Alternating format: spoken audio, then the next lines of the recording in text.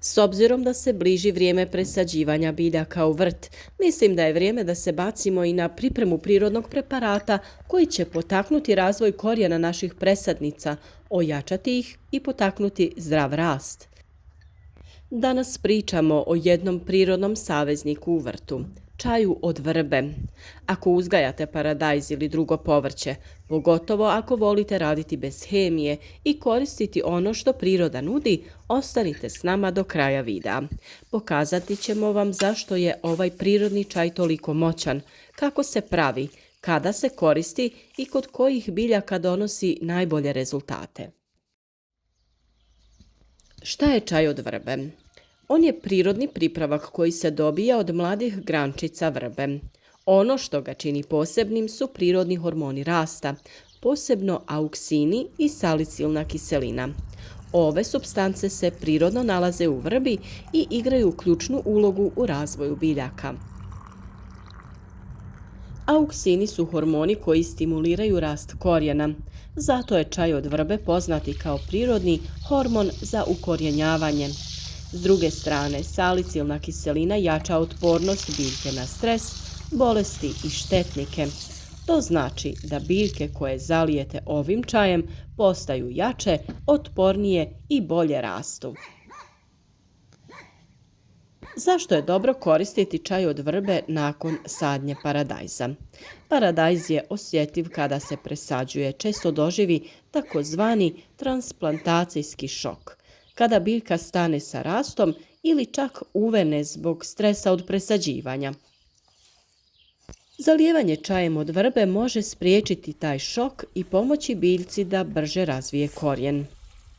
Naravno, vrlo je važno pravilno pripremiti biljke za boravak na otvorenom, o čemu ćemo posebno govoriti u drugom video savjetu, a sada idemo sa receptom kako se priprema čaj od vrbe.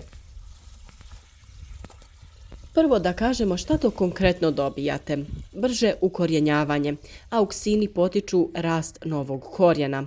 Smanjujete stres kod biljaka jer salicilna kiselina umiruje biljku i pomaže joj da se prilagodi u nove okolnosti. Jačate njenu otpornost. Biljke su manje podložne bolestima nakon presađivanja. Uz to, paradajz generalno voli topli, rahli supstrat i bogatu organsku materiju. Kad mu još date i čaj od vrbe, dobijete snažan start. Kako se pravi čaj od vrbe? Priprema je vrlo jednostavna, ali treba nešto vremena. Zato je najbolje da ga napravite nekoliko dana prije planirane sadnje. I zato smo mi tu. Na vrijeme vas napominjemo da trebate pripremiti određena hranjiva ili zaštitne preparate. Šta vam je potrebno za ovaj recept? Šaka do 2 mladih grančica vrbe, to jest otprilike 100 grama. Potrebna vam je i voda, kišnica ili odstajala voda je najbolja. I naravno neka kanta ili staklena tegla, ovisno o količini koju ćete pripremati, ili neka druga posuda za rad. Postupak pripreme je sljedeći. Narežite mlade grančice na komadiće dužine 5 do 10 cm, ali ipak bolje nešto sitnije. Stavite ih u posudu i prelijte vrućom vodom. Omjer je otprilike 1:5, jedan dio grančica na 5 dijelova vode. To jest na ovih 100 grama grančica staviti ćemo 500 ml vode. Nakon toga posudu pokrijte i ostavite da stoji 24 do 48 sati. Nakon toga procijedite tečnost. Dobiveni čaj čuvajte u frižideru do 2 sedmice. A kako se koristi čaj od vrbe? Zalijevajte biljke direktno u zonu korijena odmah nakon sadnje. Možete i potapati sadnice u ovaj čaj 30 minuta prije sadnje. A kasnije zalijevajte svake 2 do 3 sedmice tokom prve faze rasta. Ovaj čaj možete koristiti i za poticanje ukorjenjavanja reznica vaših najdražih cvjetnica ili drugih drvenastih biljaka koje na taj način želite razmnožiti. Ako koristite čaj za reznice ili mlade biljke koje tek puštaju korijen, Potopite ih u čaj od vrbe 24 sata prije sadnje.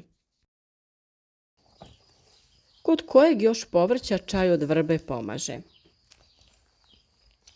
Osim paradajza, čaj od vrbe je odličan za skoro sve biljke koje se presađuju ili koje teško puštaju korijen. Evo nekoliko primjera. Paprika poput paradajza osjetljiva je na presađivanje. Zalijevanje čajem pomaže boljem ukorijenjavanju. Patliđan sporo raste u početku, ali uz stimulans iz vrbe lakše se primi i jača. Krastavci i tikvice brzo rastu, ali znaju biti osjetljivi na stres. Čaj im pomaže da krenu sigurnije. Kupusnjače, kupus, kelj, karfiol, čaj im pomaže da bolje razviju korijen. Celer i peršun su poznati po sporom klijanju i rastu. Čaj kod njih može ubrzati i olakšati taj proces. Ne zaboravite da možete koristiti ovaj čaj i za ukrasno bilje, sobne biljke ili čak bonsai, svuda gdje vam treba snažan i zdrav korijen. Prednosti čaja od vrbe u odnosu na kupovne stimulanse su velike i značajne. Prirodan je i besplatan, samo vam treba vrba i voda. Bez hemije je siguran za organski uzgoj biljaka u vrtu. Možete ga sami praviti koliko želite. Ne šteti tlu ni biljkama, nema rizika od predoziranja. I ono što je najbolje, stvarno djeluje. Iskustva mnogih vrtlara to potvrđuju, a mi smo jedni od njih. Isprobali, uvjerili se i sada naše iskustvo dijelimo sa vama. Ima tu i jedna mala napomena. Iako čaj od vrbe pomaže biljkama, on nije čarobni štapić. Neće nadomjestiti lošu zemlju, premalo sunca ili previše zalijevanja. Koristite ga kao podršku, kao dodatak zdravom vrtu, a ne zamjenu za osnovnu njegu biljaka. Stalno govorimo da je priprema tla esencijalna, ključna, kako bi biljke rasle zdravo. Rahlo tlo, bogato prirodnim hranjivima, humusom, kompostom, najvažniji je korak u uzgoju, jer jaka i uhranjena biljka je i otporna biljka. Ovakvi preparati se inače nazivaju stimulatori rasta, a postoji još prirodnih preparata koji se pripremaju za ovu namjenu. Nedavno smo govorili o njima, pa ćemo vam staviti link za taj video u opisu ovog videa. Radi se o prirodnim preparatima od koprive, aloe vere, cimeta i sličnim prirodnim pomoćnicima. Detaljno smo prikazali pripremu ovih hranjiva kao i uvijek, kako bi vam bilo što lakše pripremiti ih i iskoristiti za dobrobit vaših biljaka. Ako do sada niste probali čaj od vrbe u vrtu, pravo je vrijeme. Brzo se pravi, lako se koristi i daje rezultate. Posebno ako se sadi paradajz, paprika ili drugo povrće koje voli zdrav početak. Nedavno smo sa vama podijelili i nekoliko recepata za pripremu prirodnih hranjiva i preparata za zaštitu od biljaka koje sada možete pronaći u prirodi. Vrlo je važno koristiti ih preventivno kako bi bili što učinkovitiji. Radi se tu o pripremi preparata od maslačka i stolisnika, vrlo korisnih i zdravih biljaka koje imaju velike benefite ne samo za biljke u vrtu, nego i za nas. Pogledajte i te savjete, pa ta hranjiva kombinirajte sa hranjivom od vrbe za još bolje rezultate. Napišite u komentarima jeste li već koristili čaj od vrbe i kakva su vaša iskustva. Ako vam je video bio koristan, ostavite like, zapratite kanal i kliknite na zvonce da ne propustite nove savjete za zdrav i uspješan vrt. Jer ako odaberete opciju sve obavijesti, stići će vam obavijest kada objavimo svaki novi video. U svakom slučaju, ako su vam ovi savjeti bili korisni, nemojte otići. Razgledajte još savjeta na našem kanalu koje nesebično svaki dan dijelimo sa vama kako bi i vi bili što uspješniji.